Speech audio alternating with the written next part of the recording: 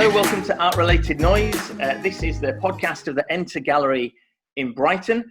And today, we're speaking to someone amazing all the way from the USA, Elizabeth Waggett. How are you today? Hello, thank you. Thank you so much for having me, Stuart. It's been, I'm looking forward to this.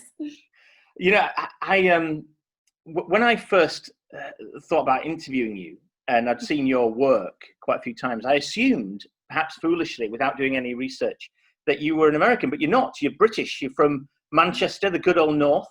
Yeah. What took you over to the States? So I've not lived in the UK now for 9 years, and I think I'm getting a bit of an itch to come back now, if I'm honest.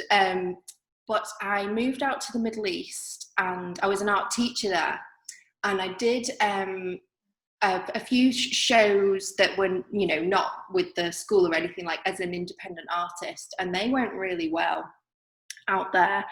And it was just always something I think I wanted to do full time, but never had the confidence to.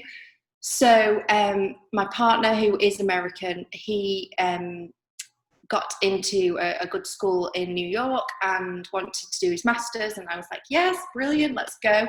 So sort of just decided, okay, I'm going to give it 2 years and see what happens in New York. Because I think that's probably one of the most, if you're going to dive in New York, right? So I thought, let's just dive in there and give it a go. So I gave myself like 2 years. I had saved some money in the Middle East because, of course, it's like a tax-free salary and that kind of thing. And so I had a little bit of a safety buffer, and I just, got myself a studio, got myself out there. And I think the thing with Americans is they're so nice and welcoming. And it's so funny because people go, oh, New Yorkers, they're so rude. And I'm like, I need them at that level, because if they're any nicer, I'm not going to be able to go. They were really open to that. And I think, the British-American relationship is really good.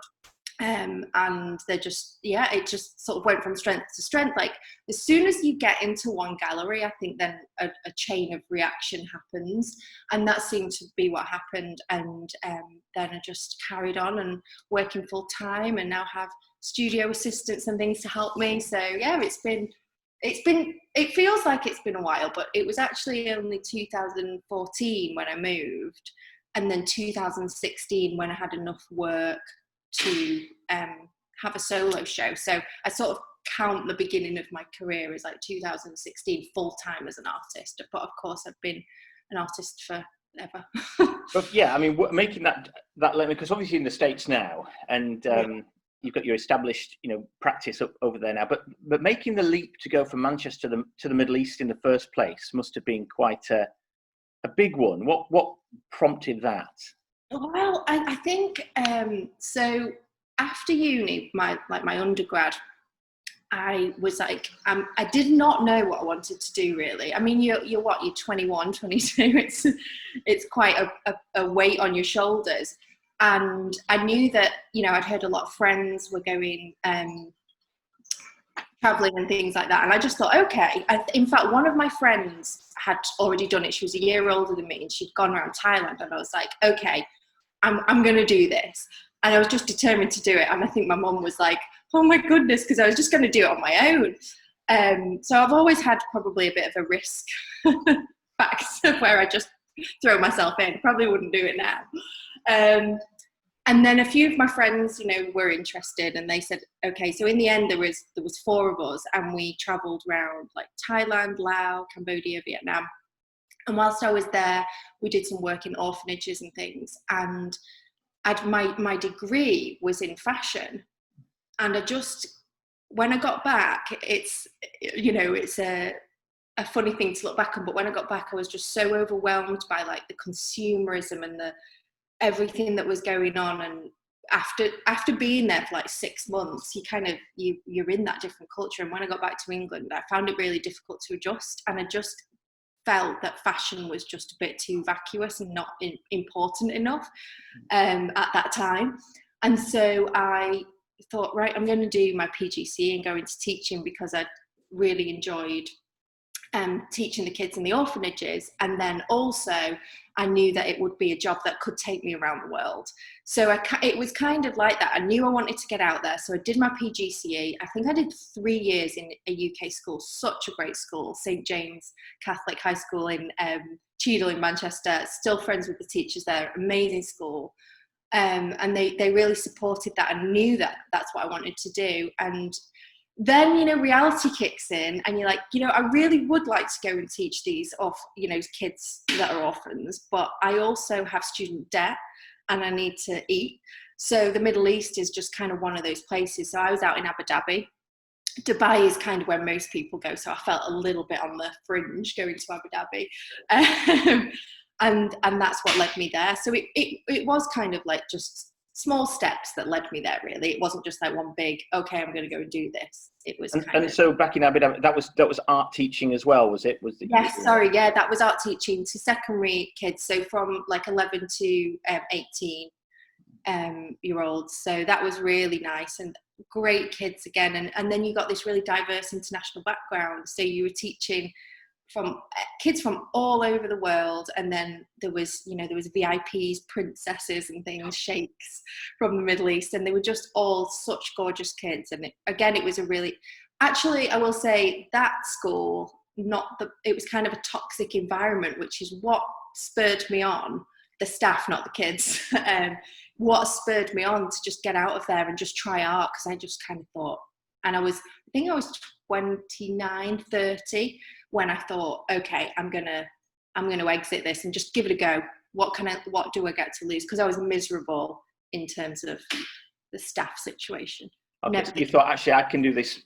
I need to go my own way at this particular point.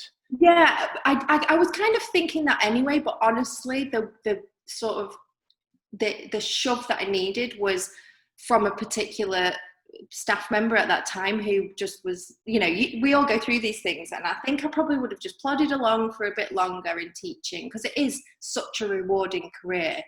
But when things get nasty, it gives you sort of the push to do it, and I kind of thought, okay, let's just try it and see what happens. So yeah, that's how that happened, and it all just, you just got to, I suppose I felt like I had the opportunity in front of me to go to New York.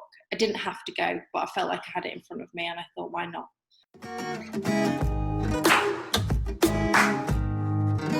So I just wanted to go back to Manchester. So obviously you've travelled the world a little bit, and obviously you grew up in that glorious northern city. So tell me about your early memories of art and what got you interested in this creativity that you do at the moment. Yeah, well, I mean, Manchester is such a creative city, so it's kind of all around you. And I think growing up in that, you don't necessarily realise what that is until you leave and you go somewhere else, and then you get different experiences from different places. But I was just really lucky to grow up in a very creative family. So my mother, my grandma, my granddad, they were all very creative, my uncle. And I think you don't realise that as a kid, but you're just playing with those things as they are, and they're showing you how to do things and make things.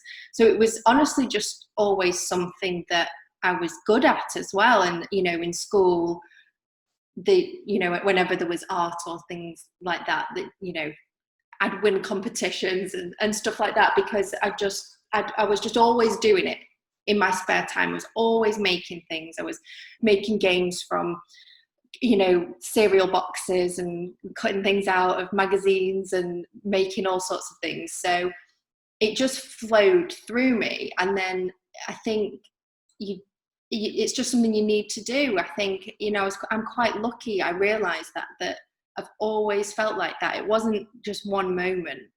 I've just always been so intrigued, and going to art galleries and even like the Manchester Museum, which is like Natural History Museum, was just fantastic and just blew your mind. So probably all the usual things that kids feel, but I definitely knew from a very early age that I would have to do a creative job. And actually I worked for, I'm probably going off on a tangent now, which I'll do a lot. I actually worked for Reebok as a graphic designer for a year it was like the middle of my university degree, and that was really creative. But I knew then, even though I was like only 20, I knew that I couldn't really conform to somebody else's creative standards. So I knew that wasn't for me as well. So that's quite lucky, really, that I knew that I had to do my own thing. It sounds like you had a very creative environment in which you were growing up in, and also surrounding yourself in. So, you know, Yeah. the family there, just being creative, just supporting you. And also Manchester, you're right, it is a creative city. There's loads going on in that city, isn't there? Oh, so much, like the music, just and again, I think you don't really know. It's there. You're in it, isn't it? Permeate. Yeah. It's fantastic. So it was almost inadvertently. So, however, I will say this, you know, my sister, who also grew up in that same environment, she's very visually creative. Like, she's a great interior designer, but she doesn't want to get her hands dirty herself. So, you know, it is probably down to the person as well, whereas I just want to make things all the time and use my hands. What do you miss about the north of England? Oh, banter. Oh my goodness, I miss having a laugh. Oh yeah. They know how to have a laugh up there. Oh, they do. They just turn anything into just like the worst case of scenarios. They can you can have a laugh about it. So I miss that. I miss fish and chips. Oh yeah. I miss Marks and Spencer's food. It's mainly food based. Obviously miss all my friends and family, but the biggest sort of void is sometimes I do think the sense of humour is here. You know, you can definitely find people to have a laugh with, but it's trickier. It's quite they take life a lot more seriously in America.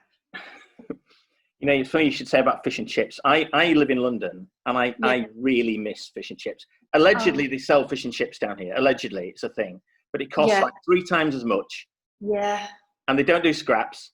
And it's just, what's going on? What's going on with that? Do you go home often and have it then? Or? Oh, yes, absolutely. First day. Yeah. As soon as I get back home, and I'm from Yorkshire, I'll say the first thing, right, take me to the chippy. Because it's going to load up. Oh, I remember there was this place outside of Leeds and it was really old fish and chip shop that had been there for years, and they did their chips. The fryer was beef dripping, and it was like I'm a vegetarian now, but I wasn't then. And oh my goodness, they were like the most crazy good things. So I think maybe in Yorkshire you have even better fish and chips, honestly. You're probably right. Yeah. So you're in New York now, and obviously that was a big move again from, you know, the Middle East going to New York. Yeah. Tell me about that experience. So you're moving there and sort of forming an artistic career in that city. It honestly, I won't lie, it wasn't easy. It was much easier moving to the Middle East, which sounds crazy, I know, but you're moving into this ready-made lifestyle, beach, sunshine every day, you know, great food, it's clean, and then you move to New York, and I love and hate that city, and I think everybody you meet who's truly been there for a long enough time will say that. They'll say there's a love-hate relationship. There's no mediocre, there's no like middle ground. You know, you can be having the best day and then something will happen to you. It's very different. It's polar opposite. You know, the weather, the standard of living, everything to how I was living in the Middle East. So it took some adjustment. But it's New York and it's magical. And, you know, even on the worst days at night time, I always love looking out of the apartment window and looking down Broadway, and the lights are just shining, and you think, okay, it's quite nice, really. But yeah, it can be tricky. It's wildly expensive. I would say even comparatively to London, you know, when I, you know, share studio rates and renting rates with friends, I just think, wow, you know, so it's it's tricky, but it's wonderful. And like I said, it's the people. It's not necessarily the place. The people make it turn over, and it's magic. And it's the land. It really is like the land of opportunity, I think. You know, I think when they say, you know, that song, if you can make it here, you can make it anywhere, kind of thing. It's probably very true, because New York is pretty special, but living there is a very different reality to just going for a holiday. I can imagine. And it was there that you got. We were saying earlier about 2016. You had this moment where you decided to go as a full-time artist, and Yeah. some shows happening there at that time. Yeah, so I had a solo show, in a gallery that was on like the 8th floor. I mean, this is the great thing about New York. Everything is a secret. I always think when people go, you never actually experience it, because all the good places are like secrets. They're like underground, or you have to go through 3 restaurants to get to it, or, you know, something like that. So it was on the 8th floor of this gallery, and I kind of did a lot myself, which was really great way to learn about how things are, you know, just logistically managed when it comes to shows and things. And it was a fantastic turnout, and I'd been there for about a year and a half at that time, so that made me feel really good. And it was probably one of the most exhausting, like the run up to it was very exhausting, but it was wonderful. And you shouldn't forget those moments, because they're your first ones, and I won't forget it. It was pretty magic to do that in New York. And then since then, it's funny, I've only had a few sort of pop-up shows, and my shows have generally been elsewhere in the US. And the UK, of course. Of course, the UK, yes. Yeah, so obviously speaking, you know, with the Enter Gallery as well, newly rebranded. I know, it's amazing. I'm so glad they've done that, because for a while, like, people would inquire and they'd be like, oh, so Art Republic, and, you know, you'd have to be, I saw this. Did you see it online, or did you see it in the gallery? And so it's just so much, yeah. And I love those guys. They're just literally the best. We did a little bit of an event with them in April last year, so I'm so glad I got to do that, because of course we don't know when I'll be allowed back. And we released one of my Longhorns, and it was just really great, and went out with the whole team afterwards. And it's just really important, actually, to go and see your galleries, because what they have is just magic. And I think I always say this about them: they're so long standing, and they have this incredible team of people. I remember when we went out for dinner, I'm sure they said there's like 45 staff or something working, and, you know, not all at the same time. I might have got that wrong, by the way, but there was a large amount of staff that are there to greet collectors as they come in and talk to them about the work. And the way they've hung the gallery and everything is fantastic. And they've just got this, nobody can replicate what they've done. They try, but they can't, because, you know, with Lawrence and now what Lindsay's doing, they can't. So yeah, it's fantastic. An amazing space to walk into. Have you been in there since the gallery's expanded? Yes, yeah. And you just knocked into the next unit, and it's just like you go in there and it's like, wow, I'm just like overwhelmed with art. Yeah. And I think also, like, so because they mainly do prints, that's their main thing. I know they have shows with originals as well, but I think that's changed, like, the UK market, because over here it's quite funny with prints. You'll speak to American artists and like, oh no, I'm not going to do a print, like, oh no, you know. But whereas I think Enter Gallery. We're Art Republic. Takes a while, but yeah. But I think they have created something really special where they've, you know, for me, especially when they encouraged me to do more with these prints, and and it just works. Whereas over here, there's nothing like it, so it doesn't work in the same way. But I think the UK market's quite special in that way. Yes, I think so too. It's it's very, very, so really making art affordable and accessible. Yeah, absolutely. Element, isn't it? Absolutely. Yeah. So let's talk about your art, and and what it is you actually too. We talked about you, your life, and your career and stuff. But, going off on tangents everywhere. Yes. What would you say that you are most known for in terms of your practice? Well, I mean, visually, I think, monochromatic with gold leaf is what you would describe my work as. But I think my work for my collectors is quite peaceful and calm. And that's what I love to hear from them, that it creates a sense of like wonder and just gracefulness in their home. So I really like that, because obviously some of the subject matter that I deal with is skulls, and that's the whole point of the work. I'm trying to, for want of a better word, but trying to take that apart and put it back together in a new way, so we can discuss those subjects without just looking at them in a linear way, open up the conversation around some of these pieces, and each work is different. But for me, when I'm making my work, it's very calming, it's very relaxing, it's kind of like meditation for me. So I'm glad that pulls back, for the viewer as well, or the collector. And then in terms of how I make it, it's most of my work has been charcoal, graphite and charcoal and gold leaf on paper, which is beautiful, and it brings this like fragility to the work in itself.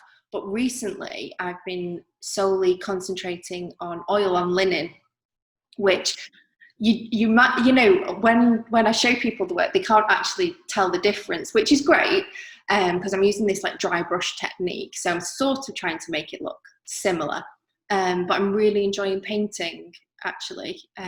Just the process of painting and stretching, the linen is really nice. So yeah, so I've probably gone off on a tangent. Okay. It's interesting to hear it, and just how your practice is developing. Yeah, I'm interested in just going back to some of the themes that you were talking about. So you mentioned skulls, and obviously you draw the natural world as well. Is there anything behind that? Anything behind the reasons why you draw these particular objects? Is it all to do with fragility, or is there something else?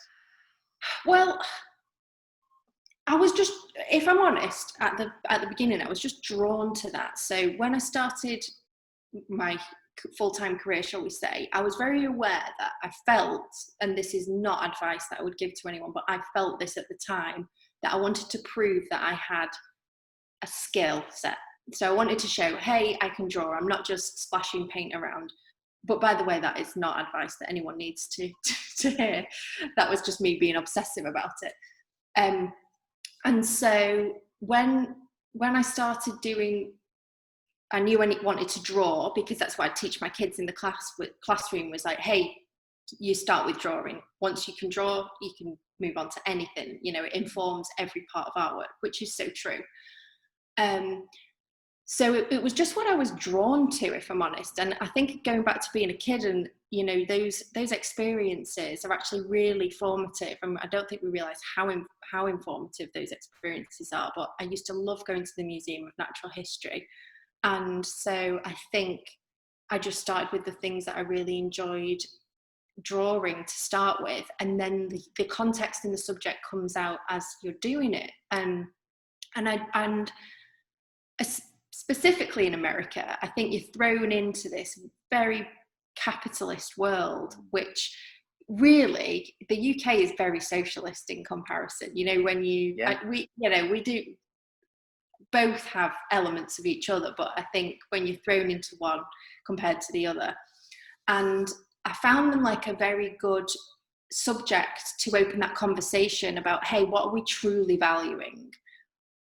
And the skulls, the human skulls in particular, were supposed to make people think about themselves as, a living entity with only a certain amount of time here. And what are you doing? What are you creating? What are you valuing? So the gold really comes in to talk about value and what we value. And I'm not trying to tell people how to think. It's not like I'm like, okay, this is what this piece means. I just want to open a conversation. So if you take it one way and then the next day you take it another, because I do with my pieces, sometimes I think, one thing about it, another day I think something else. But it's just to open up a conversation where we're all on this treadmill, we're all flying through life, but we don't really stop to think about what it really means and value. And actually, just, you know, we're in COVID right now. I think this is helping people do that. I really do. I think this time is opening people to understanding that, you know, they should be spending more time with their kids. They should be playing more. You know, work isn't the be all and end all. We shouldn't be killing ourselves over it. And most of the conversations I'm having with my friends, they're starting to think, well, actually, what do I want? And, you know, we're in our 30s, but we're already thinking about being old, retiring to the country. But, you know, I'm digressing again as usual. But I think that's what my work, you know, is just trying to open people up, especially here in America. Yeah, I've noticed that as well, the way that people are looking at the world a little bit different because people can't go out, or people haven't been able to go out, and actually you're looking at the things that are closer to home. Yeah. And it doesn't matter anymore. All that stuff that used to matter, it doesn't matter, does it? No. It doesn't matter what car you've got, or, you know, all these stupid things that we... And then at the same time, it's okay because we're human and we're flawed, and that's okay too. So, yeah, that's really, in a nutshell. Is there an environmental element to some of your pieces as well? Yeah. I mean, I'm thinking in my mind, I've got the image of the lobster with the gold wrap around the claws. Yeah. Yes.